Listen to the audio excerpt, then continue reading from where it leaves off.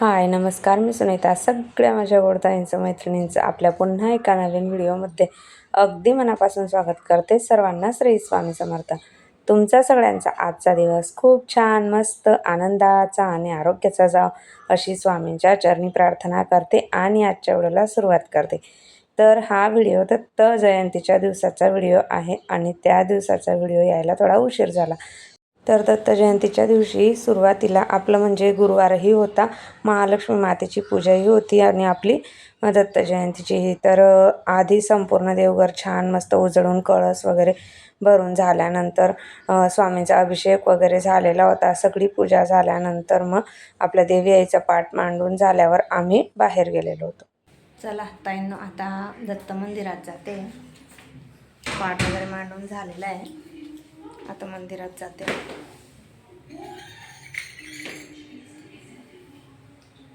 पाठ मांडून झाल्यावर संध्याकाळी म्हणजे 3:30 वाजेला आम्ही इथं दत्त मंदिरात गेलेलो होतो. याआधीही मी तुम्हाला हे मंदिर दाखवलेलंच आहे. तर हे आटाडीचं मंदिर आहे कल्याणमध्ये. तर तिथे दर पौर्णिमेला कार्यक्रम असतात आणि दत्त जयंती म्हटली म्हणजे तर खूप छान आणि मस्त कार्यक्रम असतो. तिथे खूप गर्दी असते. अगदी जंगलामध्ये निवांत अशा ठिकाणी मंदिर आहे दत्त महाराजांचं. तर तरीही तिथे खूप सारी गर्दी, आजूबाजूचे लोक दूरदूरहून तिथं लोक दर्शनासाठी महाराजांच्या येत असतात. तर आता तुम्हाला दत्त महाराजांचं गाभाऱ्यामध्ये गेल्यावर जवळून दर्शन दाखवते. छान दर्शन झालेलं होतं. कधी कधी आम्ही गुरुवारीही जातो, पण मध्ये पावसामुळे तिकडे रस्ता खराब असतो, त्यामुळे जायला एवढं होत नाही, म्हणून पावसाळ्यातच तेवढं गेलेलो नाही आहे. नंतर मग आम्ही गुरुवारी दर्शनासाठी तिथे जातोच दत्त महाराजांचा.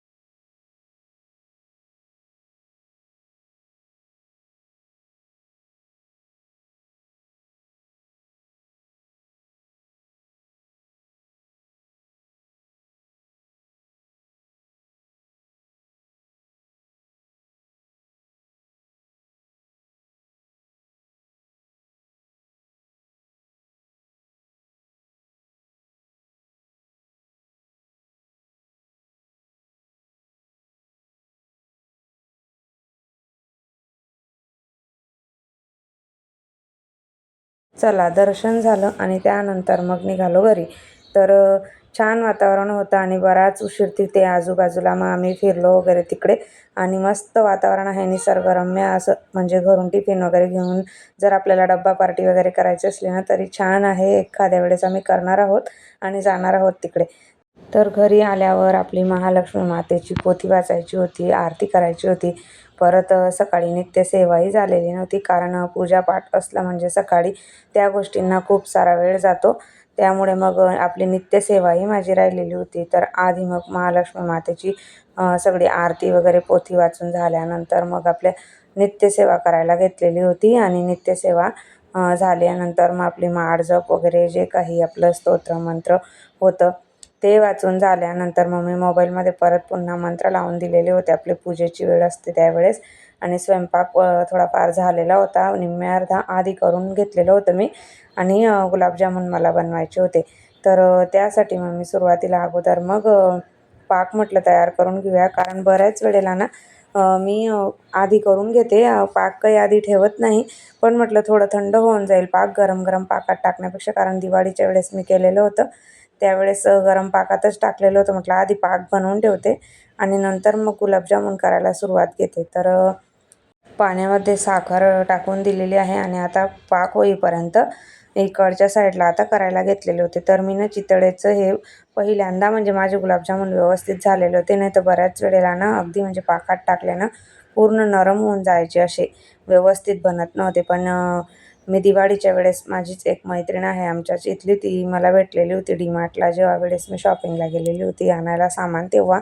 तर तिने सांगितलं होतं की चितळेचे छान होतात असं. तर मग ते आणलेले होते मी. आणि आता हे त्याच्यात 1 वाटी दूध घेतलेलं होतं, पण तेवढं दूध काही लागलं नाही. एवढ्या दुधामधून मग माझं थोडंफार दूध शिल्लक राहिलेलं होतं. तर नॉर्मल आपलं रूम टेम्परेचरचं दूध असतं ते घेतलेलं आहे मी इथे. आणि छान होतात पण आपले याचे चितळेचे खूप मस्त झालेले होते गुलाबजामुन. आणि पाकात टाकल्यानंतरही म्हणजे आतमध्ये कच्चे नाही राहणार किंवा असे विरघळून जातात बरेचसे गुलाबजामुन आपण पाकात टाकले तर बिघडतात म्हणजे. तर तसे नाही होत.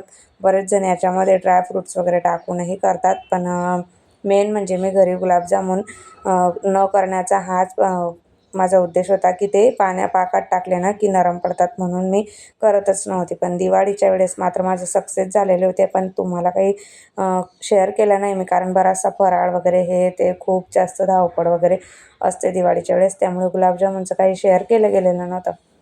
आता ह्यावेळेस म्हटलं करूयात आणि तुमच्यासोबत शेअर करूयात. तर छोटे छोटे गोळे मी तयार करून घेतलेले आहेत, कारण पाकात टाकल्यानंतर थोडी त्यांची साईज परत अजून मोठी होते. तर म्हणून मी नॉर्मलच आपले छोट्या साईजचे करून घेतलेले होते आपले गुलाबजामुन. आणि हातांना थोडंसं तूप वगैरे लावलं तरी चालेल, नाही लावलं ना तरीही चालतं याला. मी लावलंच नव्हतं, तसंच अगदी छोटे छोटे गोळे तयार करून घेतलेले होते. हाताला तूप वगैरे काहीच लावलेलं नव्हतं, पण मस्त झालेले होते. आणि पण आपण ज्यावेळेस हे गुलाबजामुनचं जे पीठ आहे ना ते मळतो ना, त्यावेळेस चांगलं मळून घ्यायचं, म्हणजे त्यांना भेगा पडत नाही मग. आणि तळल्यानंतरही किंवा पाकात टाकल्यानंतर ते फुटत नाही आणि तसेच राहतात. तर चला, हे सगळं करेपर्यंत पाकही तयार झालेला होता. आता गुलाबजामुन तळून घेत आहे.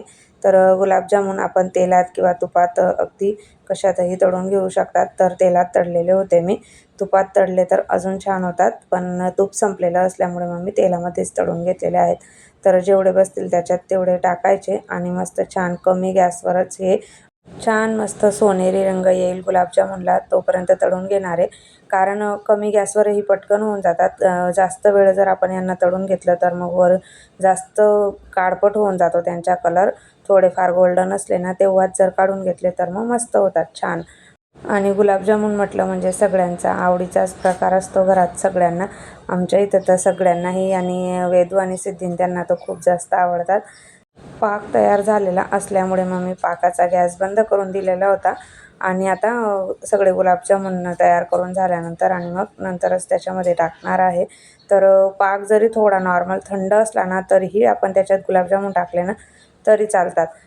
छान मुरून जातात ते लगेच. अर्ध्या 1 तासामध्येच त्याच्यामध्ये संपूर्ण पाक जो आहे ना तो छान असा मुरला जातो आणि गुलाबजामुन मस्त असा रसरशीत त्याच्यामध्ये सगळा पाकाचा रस गेल्यानंतर तयार होऊन जातो. तर असं संपूर्ण गुलाबजामुन इथे आता तळून झालेले आहेत. तर 200 ग्रॅमचं हे पाकिट होतं चितळेचं आणि त्याच्यामध्ये इतके सारे गुलाबजामुन झालेले आहेत. आणि मस्त आहे, घरच्या घरी बाहेरून आणण्यापेक्षा आपण स्वतः केलेलं जे असलं त्याची मज्जा काही वेगळीच असते.